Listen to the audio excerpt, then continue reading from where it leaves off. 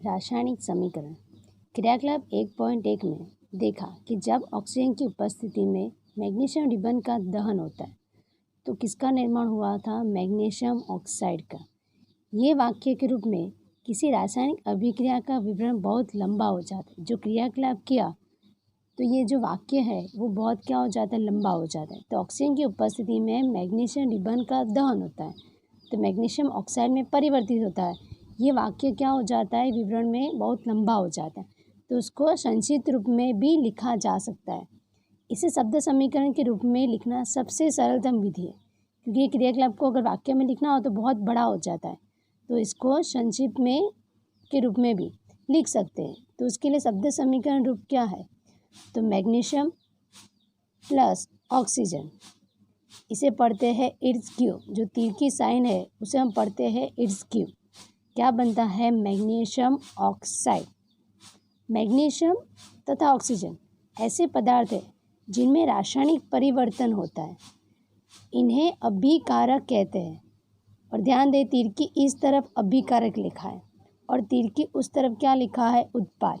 Magnesium और oxygen उन दोनों के बीच में रासायनिक अभिक्रिया होती है जिनमें रासायनिक परिवर्तन आता है, जिन्हें हम कहेंगे अभिकारक।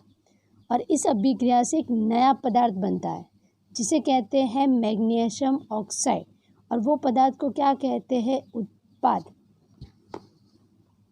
शब्द समीकरण में अभिकारकों के उत्पाद में परिवर्तन को उनके मध्य एक तीर का निशान लगाकर दर्शाया जाता है। यहाँ पे समीकरण में देखा कि अभिकारक और उत्पाद दोनों के बीच में तीर की साइन लगाकर दर्शाया जाता है। अभिकारकों के बीच योग यानी प्लस का चिन्ह लगाकर उन्हें बाईं ओर लिखा जाता है। यहाँ पे बताया कि मैग्नीशियम और ऑक्सीजन दोनों के बीच में अभिक्रिया होती है और निशान जो है वो प्लस का साइन लगाया जाता है, और ये तीर की साइन है उसके लेफ्ट साइड में यानी बाई साइड पे, और तीर की दाई साइड यानी राइट साइड पे क्या लिखा है? उत्पाद। ये जो पदार्थ है उससे क्या बना? तो मैग्नीशियम ऑक्साइड। तो उत्पाद जो नया पदार्थ है उसे तीर की राइट साइड दाई साइड लिखा जाता है। यहाँ पे वही लिखा है। इसी प्रकार उत्पादों के बीच में योग का चिन्ह लगाकर उन्हें दाईं ओर लिखा जाता है। तीर का सिरा उत्पाद की ओर होता है तथा यह अभिक्रिया होने की दिशा को दर्शाता है, यानी उन दोनों के बीच में अभिक्रिया हुई है वो दर्शाने के लिए भी तीर की निशान लगाते हैं। बाईं ओर में क्या लिखा जाता है? तो अभिकारक को, और दाईं ओर किसे लिखते हैं? तो उत्पाद को। उत्पाद को कहाँ लिखते हैं? तो दाईं ओर, और बाईं ओर में किसे लिखते हैं? अभिकारक को। अब रासायनिक समीकरण को कैसे लिखना है? क्या रासायनिक समीकरण के निरूपण की इसमें भी संक्षिप्त विधि है? क्या इससे भी जो शब्द विधि हमने देखी शब्द समीकरण के रूप में भी लिखा जा सकता, क्या उससे भी छोटी वाली विधि है? शब्दों की जगह रासायनिक सूत्र का उपयोग करके रासायनिक समीकरण को लिखना अधिक संक्षिप्त तथा उपयोगी बनाया जाता है। आगे हमने ये देखा कि ये शब्द समीकरण के रूप में है। अब कैसे समझाया है? तो उसको सूत्र का उपयोग करके रासायनिक समीकरण को अधिक संक्षिप्त में हम लिख सकते हैं। रासायनिक समीकरण किसी रासायनिक अभिक्रिया को दर्शाता है। वो हमें पता है कि रासायनिक समीकरण जो है वो रासायनिक अभिक्रिया को ही दर्शाता है। यहाँ पे क्या लिया हमने? आगे क्रियाकलाप में मैग्नीशियम की रिबन को हमने दहन किया। दहन से क्या उत्पन्न होता है? तो मैग्नीशियम ऑक्साइड। तो वही सूत्र को, वही क्रियाकलाप को हमें शब्द में, जो शब्द समीकरण आगे हमने लिखा उसको यहाँ पे सूत्र के रूप में संक्षिप्त में लिखना है।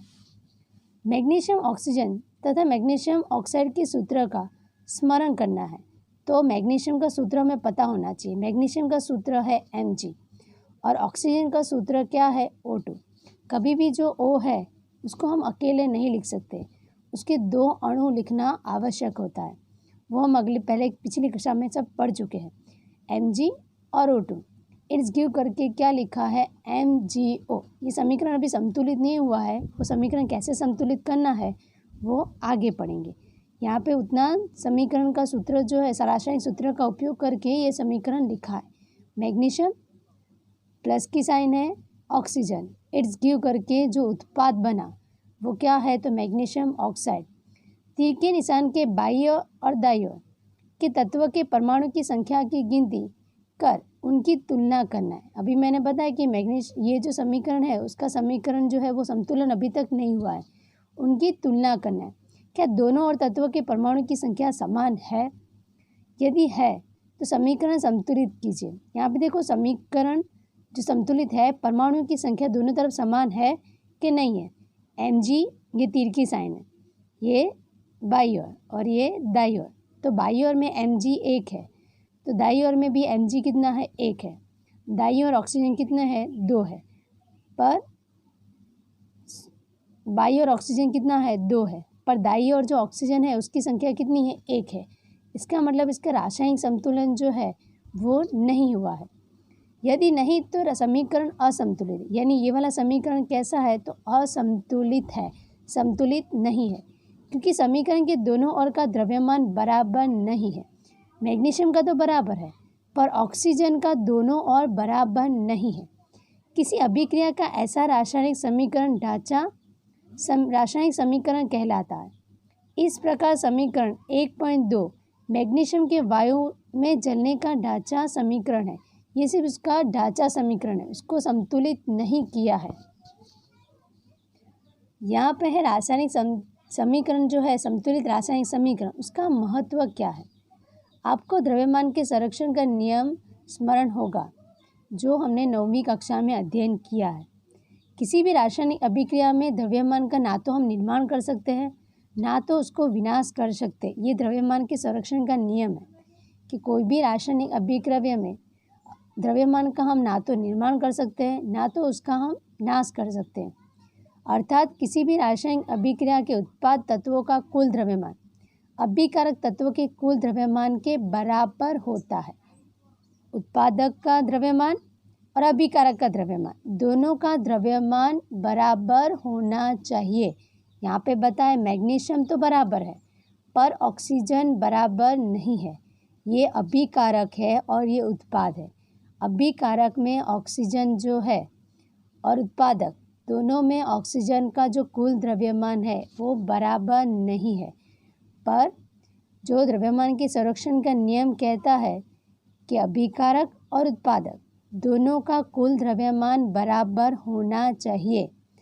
दूसरे शब्दों में कहे तो रासायनिक अभिक्रिया के पहले एवं उसके पश्चात प्रत्येक तत्व के परमाणु की संख्या समान रहती है, वो भी मैंने आगे बताया। इसलिए हमें कंकाली समीकरण को संतुलित करना आवश्यक है क्योंकि दोनों का बराबर द्रव्यमान होना चाहिए। इसलिए हमें जरूरी है कि रासायनिक समीकरण को संतुलित करें। आइए हम रासायनिक समीकरण को चरणबद्ध संतुलित करना सीखें। पहले ये मैग्नीशियम ऑक्साइड जो है उसका ही रासायनिक संतुलित करना सिखाते। तो Mg लिखा है प्लस यहाँ पे लिखा है O2, इट्स क्यूब करके यहाँ पे लिखा है MgO। हमारे पास मैग्नीशियम की संख्या तो बराबर पर किसकी संख्या सही नहीं है, ऑक्सीजन की जो संख्या है वो हमारे पास सही नहीं है क्योंकि यहाँ पे 2 है और यहाँ पे हमारे पास ऑक्सीजन कितना है, 1 है। तो यहाँ पे मैग्नीशियम है उसके आगे हम क्या कर देते हैं, 2 लगाते, यानी मैग्नीशियम अब कितना हो गया है, 2। ये सब उसकी इलेक्ट्रॉन की संरचना है उस पर आधारित रखता है जो 8 में हम सब पढ़ चुके हैं। अब मैग्नीशियम भी 2 हो गया और ऑक्सीजन की संख्या भी क्या हो गई, 2 हो गई, यानी मैग्नीशियम भी 2 ऑक्सीजन भी 2। तो यहाँ पे हम 2 लगा सकते हैं। अब हो गया बराबर, मैग्नीशियम 2 ऑक्सीजन भी 2, तो हमारी जो दाईं ओर है वहाँ पे मैग्नीशियम भी 2 हो गया और ऑक्सीजन भी क्या हो गया, 2 हो, यानी दोनों का द्रव्यमान समान हो जाता है। तो इस प्रकार से हम रासायनिक समीकरण जो है उसको संतुलित कर सकते हैं। यहाँ पे उदाहरण किसका है, जिंक प्लस सल्फ्यूरिक अम्ल, इट्स क्यूब करके बनता है जिंक सल्फेट प्लस हाइड्रोजन। ये आगे क्रियाकलाप 1.3 था, उसमें भी मैंने हाइड्रोक्लोरिक एसिड के द्वारा समझाया है। यहाँ पे जो सल्फ्यूरिक अम्ल है उसका उपयोग है Zn, जिंक का हमें सूत्र पता होना चाहिए Zn, सल्फ्यूरिक अम्ल का H2SO4, जिंक सल्फेट यानी ZnSO4 प्लस H2। ये कैसे बना वो भी मैं बता दूँ। Zn plus H2SO4 it's cube करके ZnSO4 प्लस क्या दिया यहाँ पे H2। ये बताया था H2 प्लस होता है, SO4 क्या होता है माइनस। तो Zn जो होता है धन आयन होता है। धन आयन किसके साथ जुड़ता है? ऋण आयन के साथ, क्योंकि इन दोनों के बीच में आकर्षण बल प्रबल होता है, इसलिए ZnSO4 के साथ जुड़ा जाता है। बचा क्या? अब देखो Zn किसके पास चला गया? SO4 के साथ, तो बचा क्या? H2। तो प्लस करके क्या लिखते हैं? H2। और यहाँ पे ऊपर ऐसे तीर की साइन, उसका मतलब होता है हाइड्रोजन जो है वो गैस के रूप में है और उसका उत्सर्जित होता है।